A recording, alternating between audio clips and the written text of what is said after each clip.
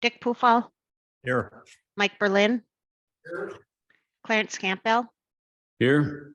Bill Metzinger, Martin Vitek, Here. Need a motion to approve the agenda? Also move. Motion by Clarence, seconded by Mike Berlin. All in favor, say aye. Aye. Anyone opposed? Motion carries. Thank you. Public comment period. Seeing no public here, we'll just go right by that. Anybody online? Bill Metzinger here is zoomed in.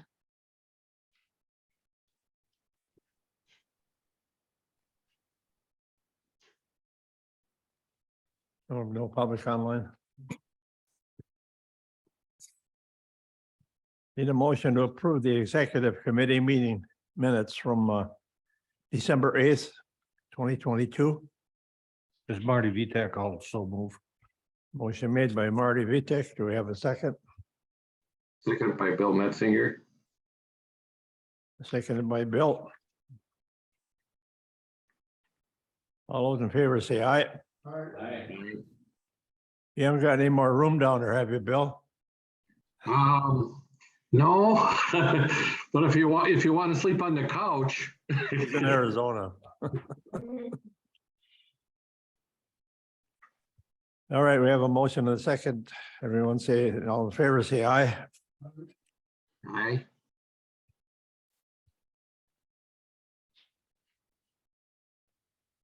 Go to number 5. Discussion and action contract with MWK Consulting Financial Consultants. Dan? Okay, we have Mike Konecki on the phone from MWK Consulting. I'll let him talk.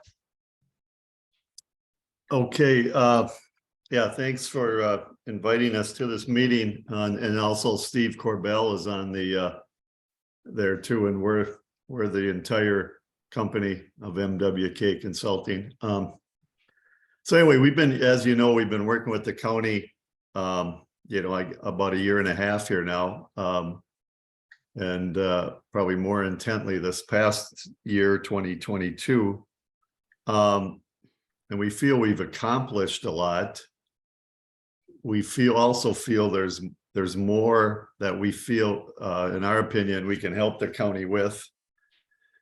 And we're proposing an addendum to our contract for reduced hours, and for the most part to eliminate our travel expenses and do it for the most part remotely. And we feel we've gained a very good meeting with most of the key departments and personnel, and understand the county systems and what's happening, the budget and different things that we can easily or continue to do this work that we're doing remotely. And what we're, again, just to refresh you, what we're putting in is we're suggesting changes in the county's financial systems and procedures, also including some of the budget procedures to, in our opinion, make the county more efficient, more centralized, more controls, various improvements in finances. So anyway, so that's what you have in front of you. We're also, and what you maybe don't have is a sort of a change in scope of what we do. And this is really given us a little, making us easier to work with county departments.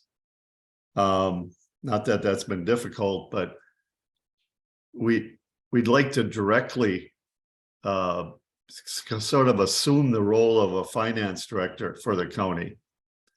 And in all the counties I've worked with over the years, which is probably about 30 of them, we've always suggested that a finance director have authority over all financial processes of the county.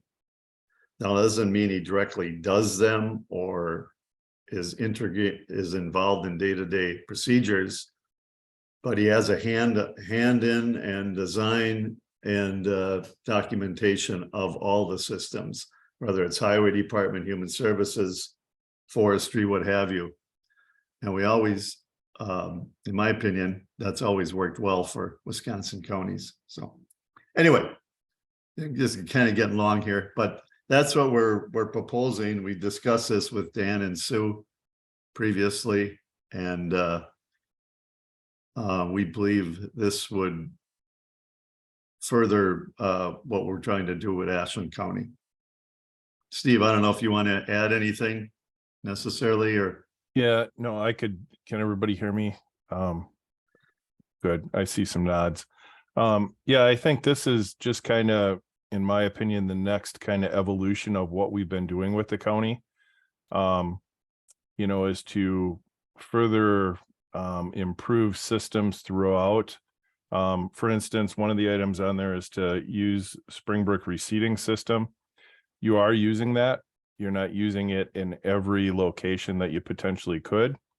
You know, we feel there are improvements that could be made there. We, of course, would work with Dan and Sue to implement these. It's not that we would just come in and, you know, rough shot, run over everything and just go.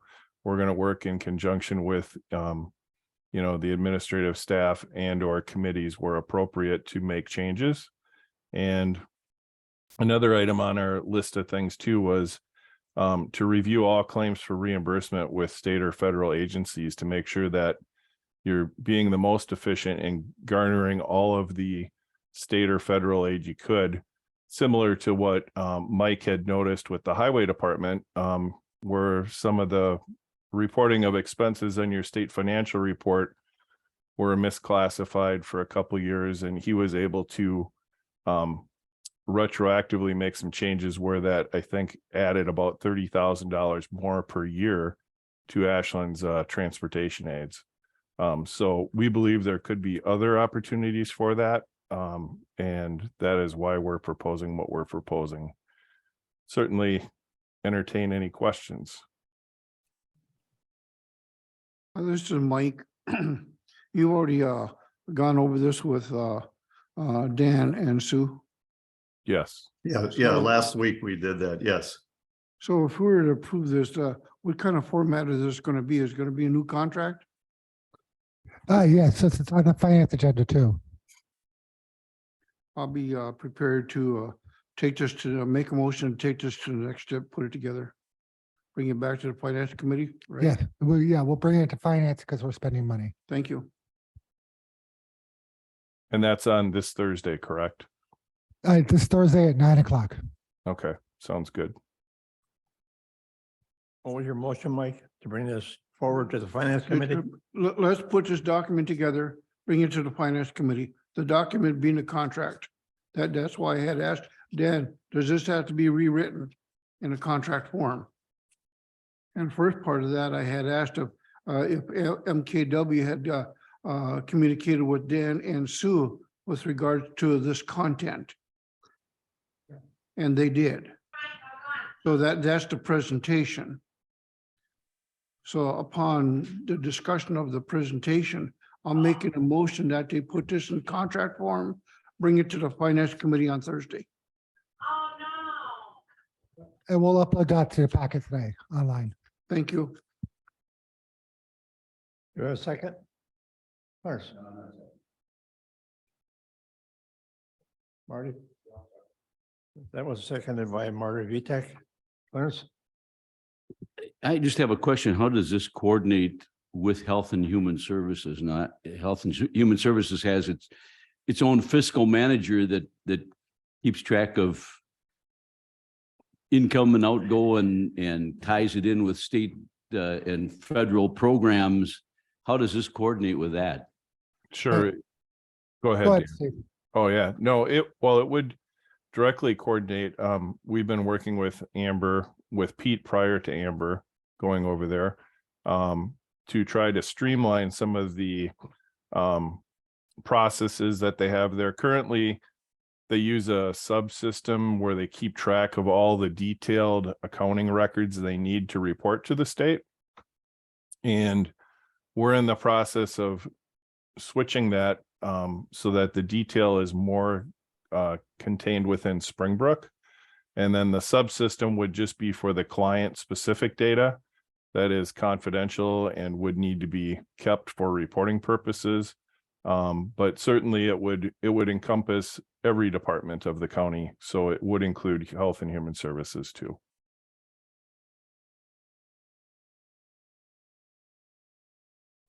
Does that answer your question? Question, this is Bill. How much more is this going to cost? We estimate that for the $15,000 or less, we could accomplish that. And again, like Mike said, you know, in the past, when we've worked with the county, we have done on-site work, which of course, you know, through our contract, the county is paying for hotel rooms and meals and things like that, which add no value.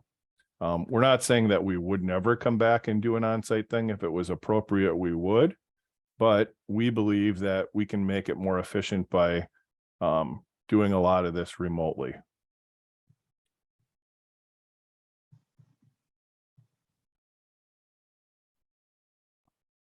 Anybody else have any more questions? All right, we have a motion on the floor to move a contract forward to the Finance Committee on Thursday. Motion by Mike, seconded by Marty. All those in favor say aye. All right, Aye. Anyone opposed? Motion carries. Thank you. Yeah, thank you. Thank We you look very forward much. to continuing to work with you. So We'll go to number 6, appointment of Chief Deputy. Brian online? Sheriff Zupke, Yes, I am. hey, would you like to talk about your appointment?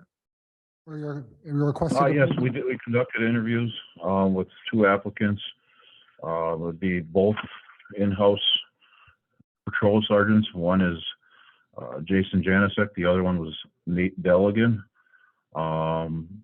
We concluded the interview with our opinions, and my referral was to select Nate Deligan as chief deputy. Both have been here approximately a little over 20 years. Both are qualified in many areas, but Nate Deligan excelled in his interview and had a little more things on his resume to have him excel. So that's who I'm requesting to be appointed.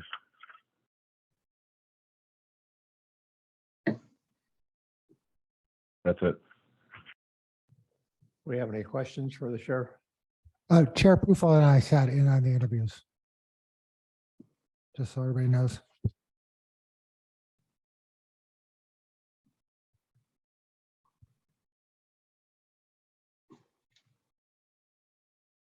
This is Bill. I have a question. If we pass this, does it have to go to the full county board?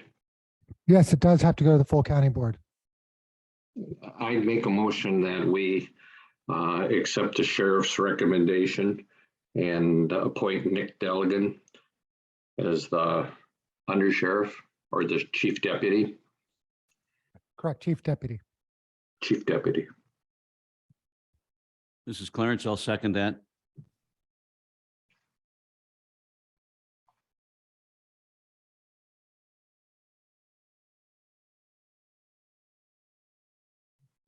Mr. Metzinger, Yes. just to clarify your motion, you made a motion to move this forward to the county board or just to accept the nomination? Accept the nomination and move it to the full county board for approval. Okay, thank you.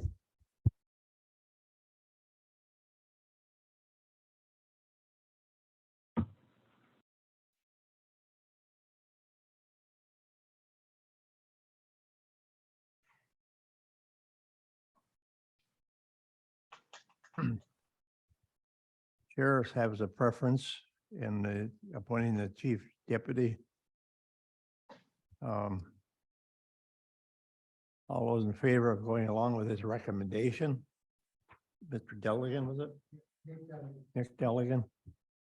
All those in favor of going along with the sheriff's recommendation, say aye. All right, Aye. Anyone opposed? Motion carries. This will be forwarded to the finance committee on Thursday. County board. Or full county board? It goes to the full county board, yeah. Okay.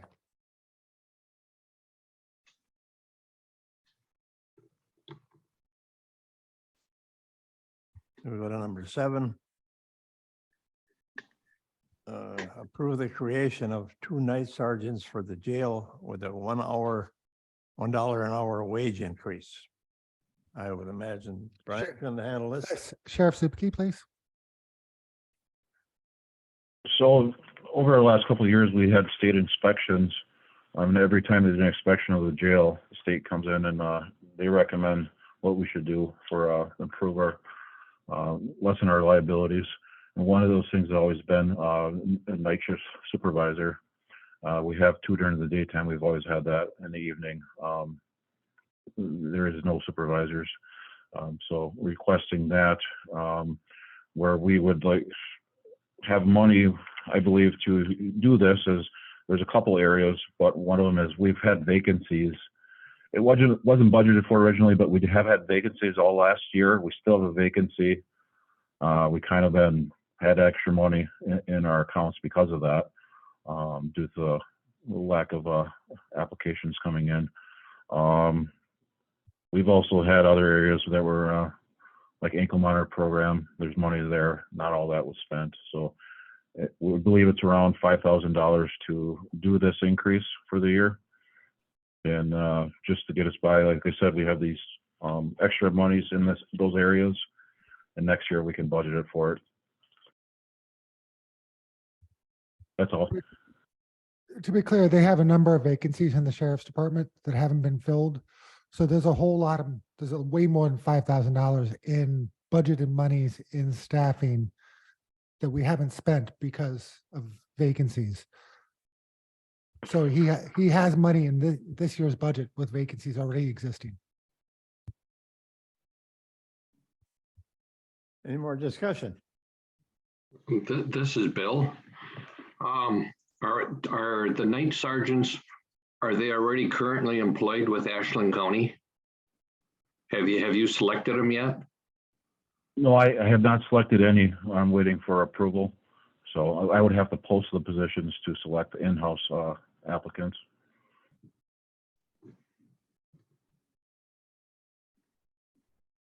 Any more discussion? We need a motion to approve the creation of the 2 night sergeants. I'll make that Clarence? motion. Clarence will make that motion. Seconded by Marty Vitek. All those in favor say aye. Do we have to Aye. vote on this roll call? Do a roll call on this.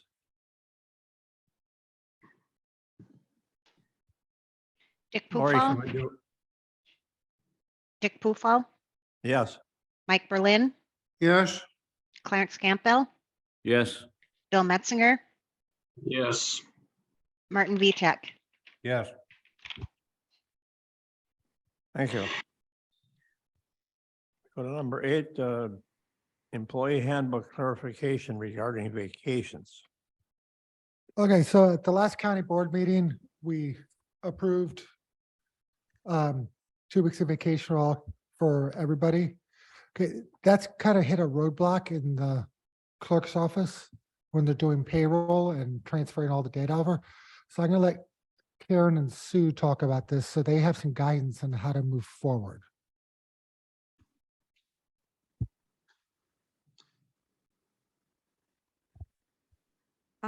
Okay, this is Sue. I'll speak on this first and then Karen can add a lot more to it.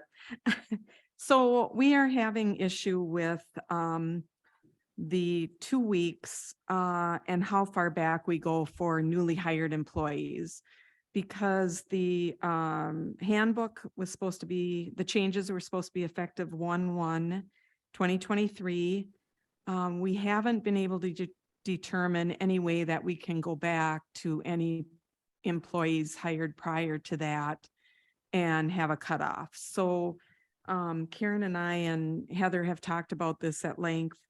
And we're proposing that, and I handed out the page here, that on page 9 of the employee handbook, where it addresses the new hires and the 10-day accrual, that we would change new hires to read new employees hired after 12/31/2022 shall accrue and continue with the rest of the wording in the paragraph. We just don't think there's any way to make a break as to employees that are hired 2 years ago, because they wouldn't have 2 weeks, or 1 year ago, or during the year. Employees' vacation is awarded by anniversary date. So if we have someone who started in March of 22, they get the 2 weeks, January 1st of 23, and then they get another 2 weeks, January, or in March of their anniversary date. That's just an example. So we think that it's cleaner to just start with a date and say anybody hired after that date would be included in that 2-week vacation. So.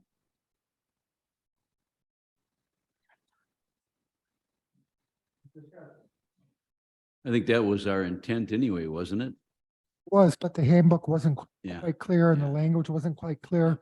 So they want guidance to make Yeah. sure they're doing the right thing. And Makes sense. Yeah. what you voted for, basically.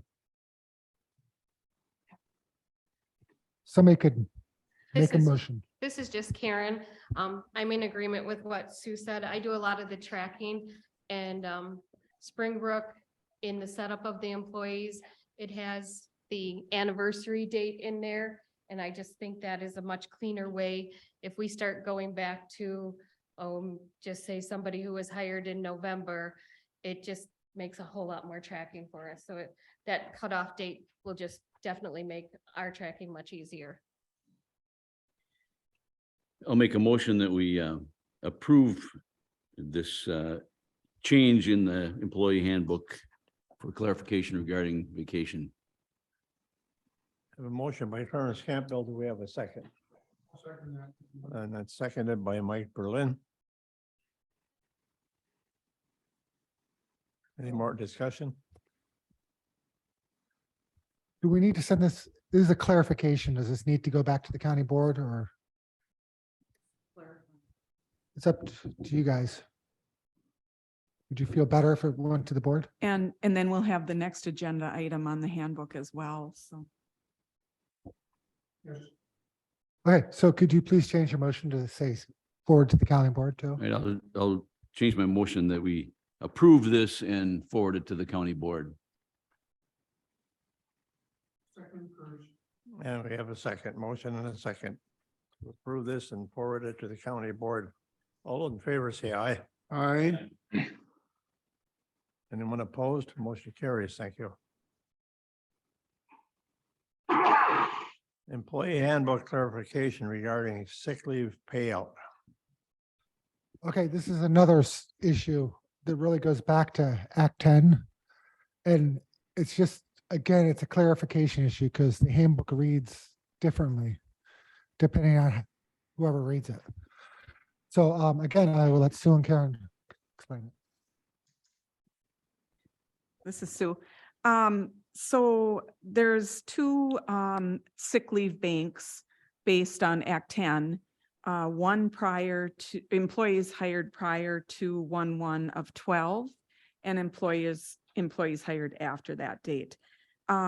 For employees hired prior, we were allowed to accumulate up to 120 days to use if needed, if we were got sick during our employment, or 90 days paid out upon retirement, death, or retirement due to disability.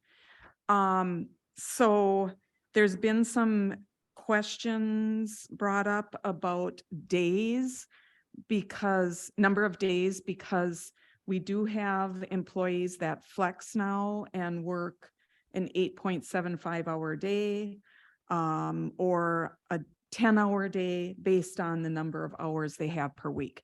The The intent was that it would be for a 5-hour or a 5-day week based on what you were hired for. So 35 hours a week, 40 hours a week, or 37 and a half hours a week. We're proposing that we put in hours into the reference to sick leave payout instead of days, so that there's no confusion as to what your hours per day actually are. To be clear, nobody's working more than 40 hours. The people who are working 10 hours would be working just 4 10-hour days. The people who are working 8 3/4 hours are working 4 8 3/4 hour days. So nobody's working above 40 hours. It's just they're getting a day off, an extra day off. The benefit of flex time, but one could read that as meaning, well, my day is 10 hours. And so I get 90 10-hour days, when the clear intent was based on a 35-hour work week or 40-hour work week. So we're just asking to clarify that so there's no more questions down the road of what the county board meant and intended.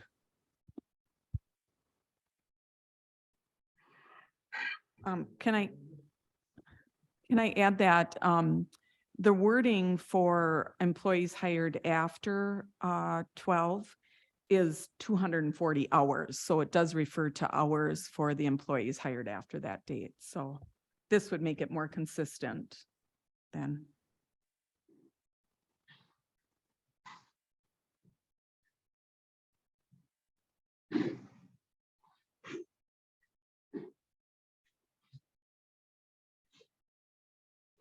This is Bill.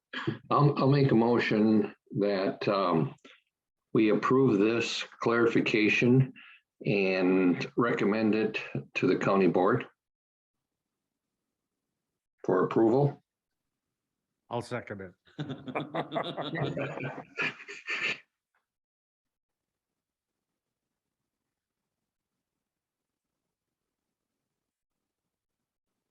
Motion by Bill Metzinger and a second by Marty Vitek to forward this proposed change in the sick leave payout to the full county board. All those in favor say aye.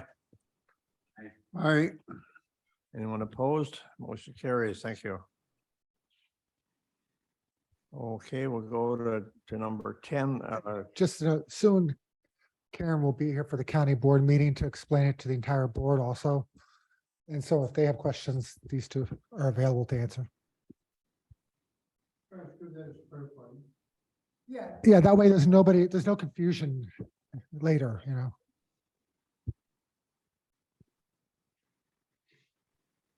Thank you for supporting us in this.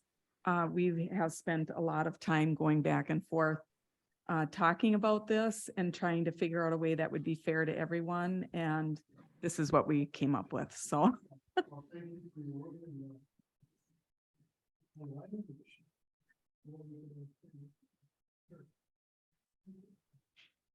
Please make sure you're using your microphone.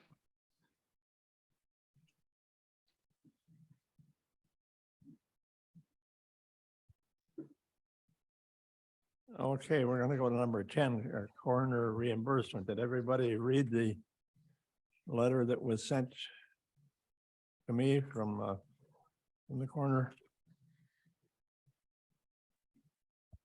well, I have the document here, and I'm not sure what that is, but it looks like there's a courthouse or something, but it looks really smudged and it's difficult to read, but I did manage to get through it. And I would like to make a motion to, is this an action item? Yeah, to go forward with this to the finance committee. Motion to approve and forward it to the finance committee.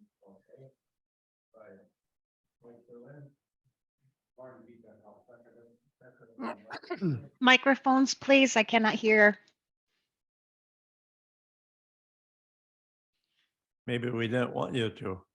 Well, then your minutes are going to be goofy. Lori, Supervisor Berlin made a motion to accept and approve the coroner's request and forward it to the finance committee. Supervisor Vitek seconded. Thank you.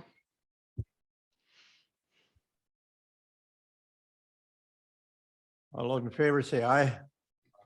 Aye. Anyone opposed? Motion carries. Thank you.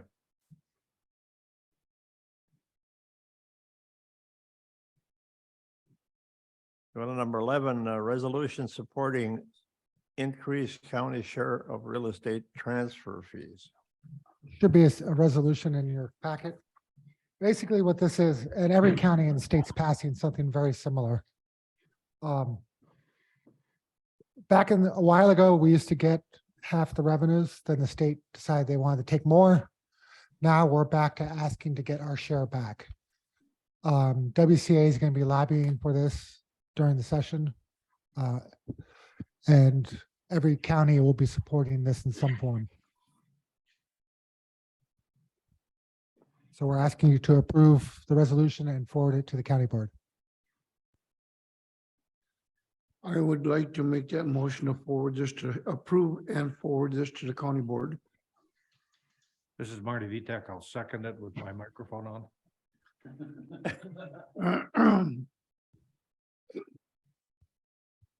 All right, we have a motion on the table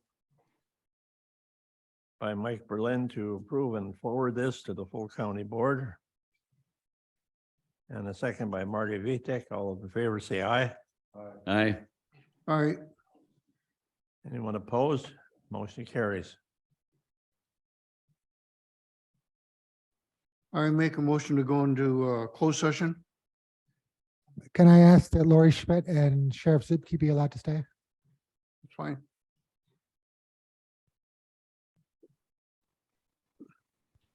I'll second that motion. We have a motion by Mike Berlin and a second by Clarence Campbell. We go into closed session. All those in favor say aye. You have to do a roll call. It's a roll call vote, I think. Yeah, you have to do a roll call.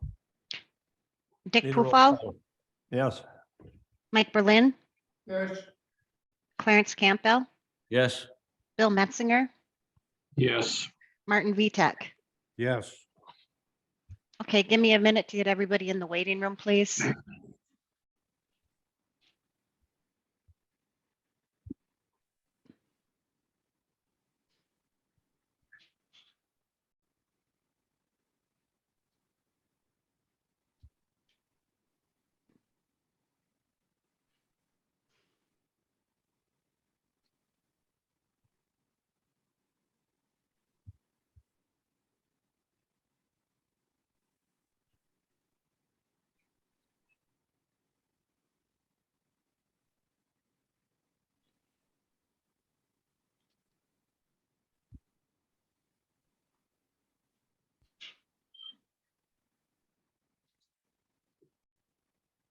Okay, we're good to go.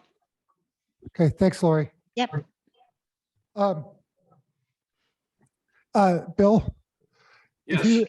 if you're able to, if you go to the Town of LaPointe's website, you'll see a notice of claim on their website. And you can look at the document I just handed out. Okay, we're good to go. Okay, now we're in open session. You got to do the same thing here. You gotta make a motion. The motion to hire the Atolls law firm to represent Aston County in this case with LaPointe.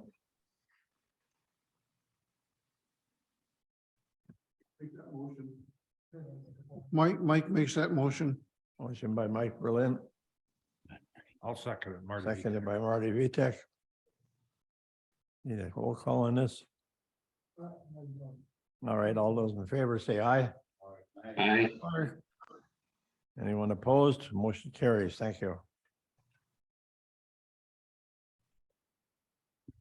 Administrator updates.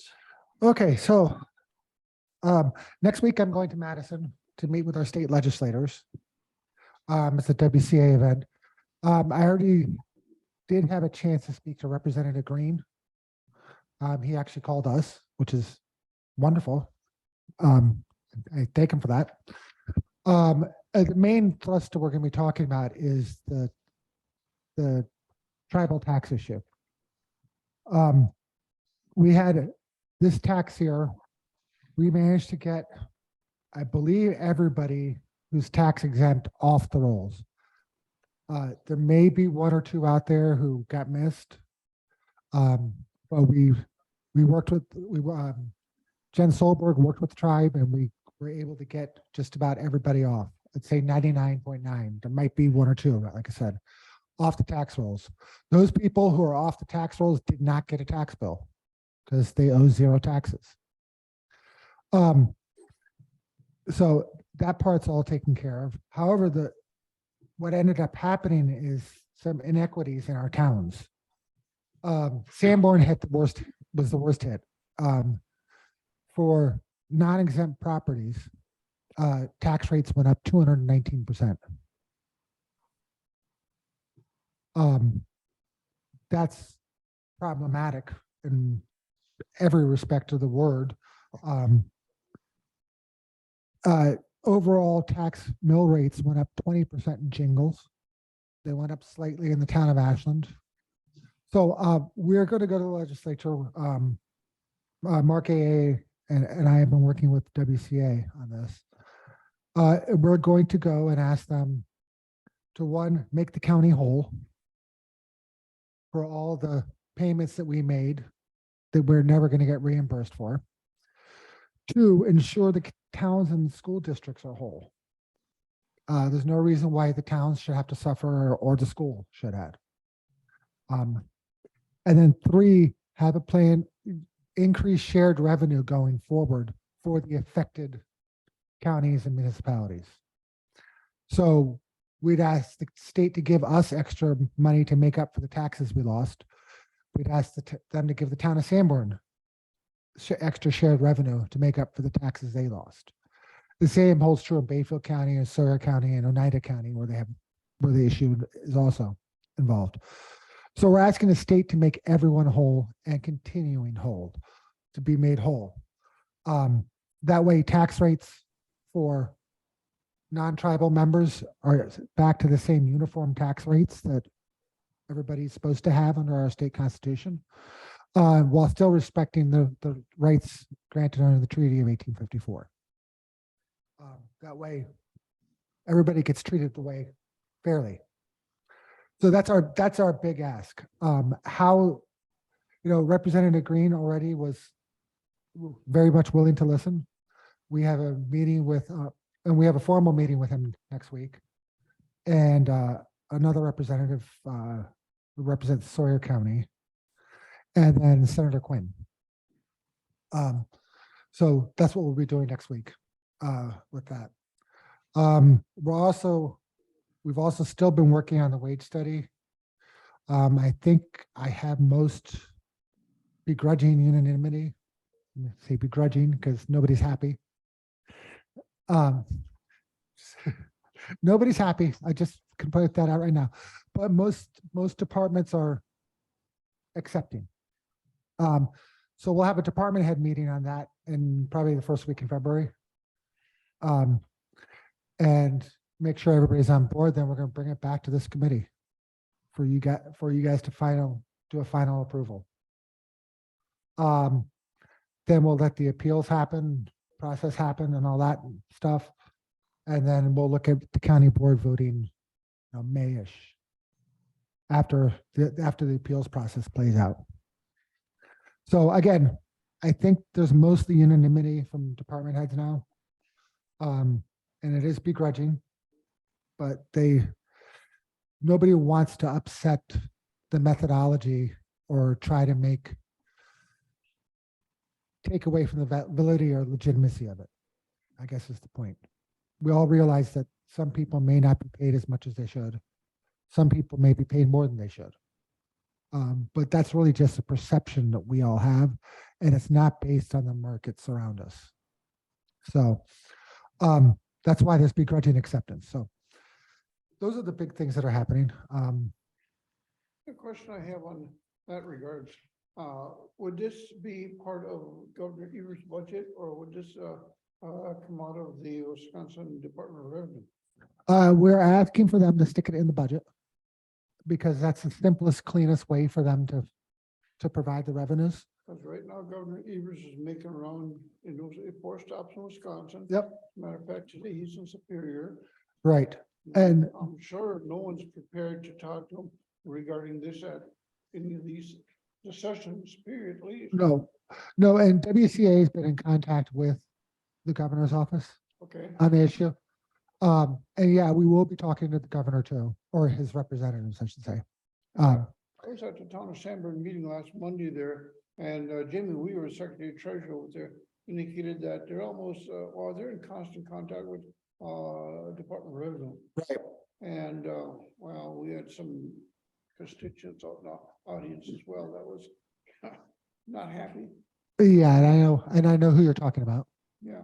And anyway, I think we all know who you're talking about. yeah, and you know, there was no mention made of this being part of Governor Evers' budget. Well, no, they've been, WCA has been working with the governor's office on this quite a bit. The real issue is getting it through the legislature. You know, the governor can propose whatever he wants, but the legislature has generally taken his budget and opened their filing cabinet, stuck it in there and started from scratch. So we're really the goal right now is to get to our legislators early and get them on board right away while WCA is working with the budget to do it, the governor's budget. That's not that huge a budget or the amount that we're talking about. No, it's not. Especially with the state of Wisconsin, with that $5 billion, $5+ billion, yeah.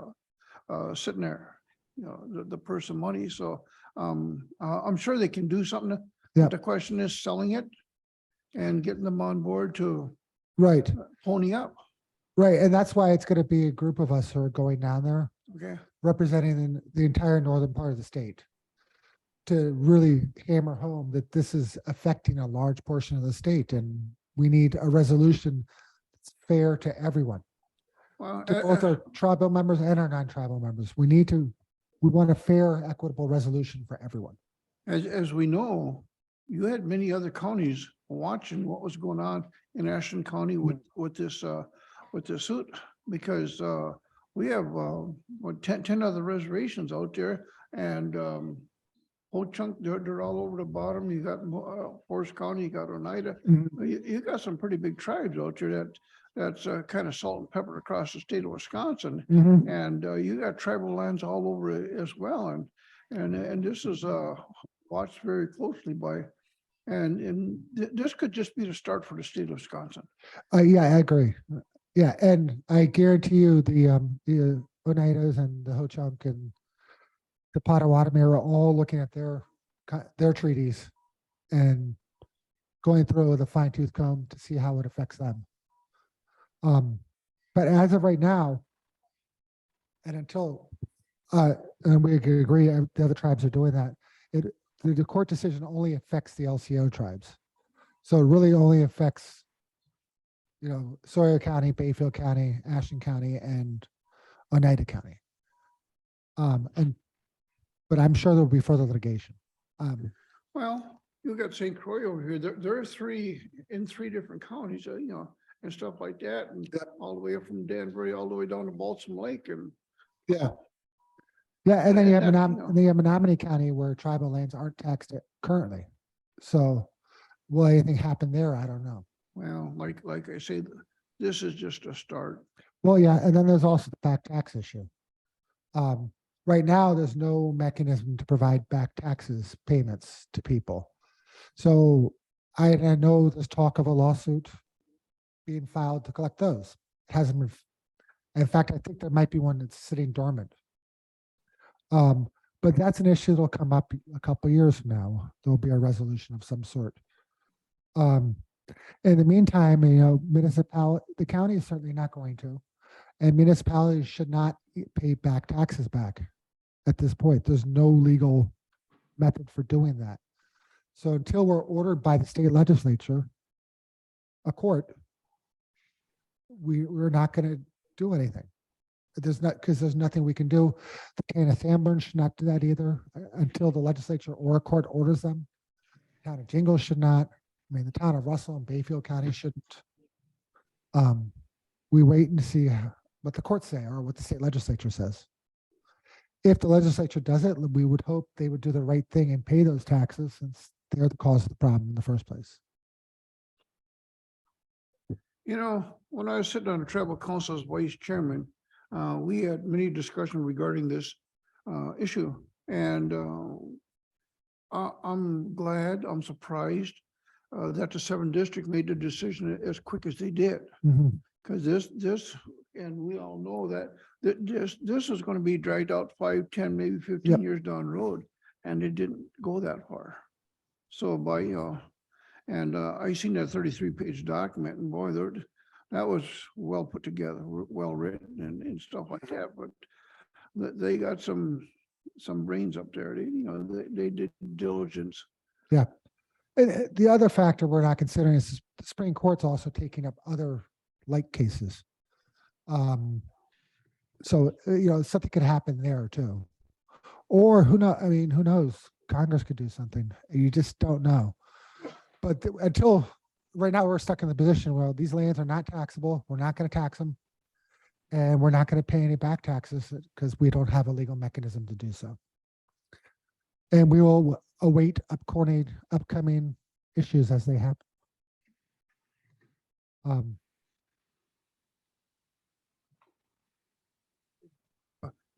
our 514 building, we do Yes, have a price on that. That's up for sale. Tony Jennings has it for listed. We did have somebody go in last Friday. He was there for at least 3 hours inspecting the entire building.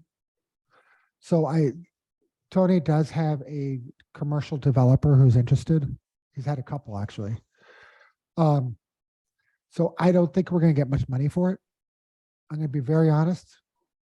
You may say that building's worth $500,000 or $750,000. Well, let's be honest, it needs that much in repairs. So we have it listed. How much we get for it, I don't know.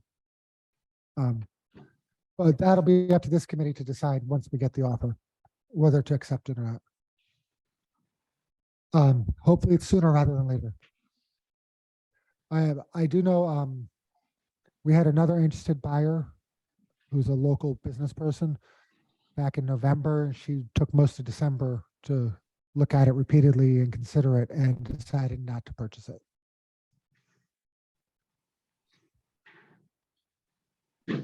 So that the 514 thing, hopefully I'm crossing my fingers next meeting.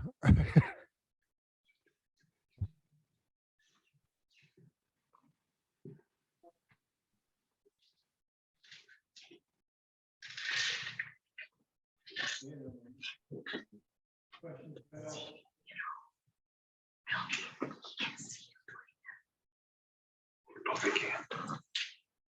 Yeah, they can. I don't see the screen. I'm not on there. Now what happened? It just went blank.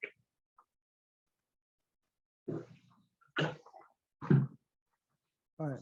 Oh, no, I'm back. That's, I kind of look at the calendar right now.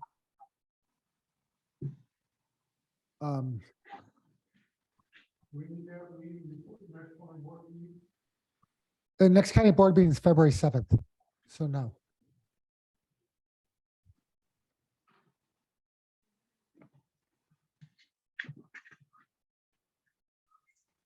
All right, are we going to schedule? Yeah, I'll talk to Chair Pufall about All scheduling. right.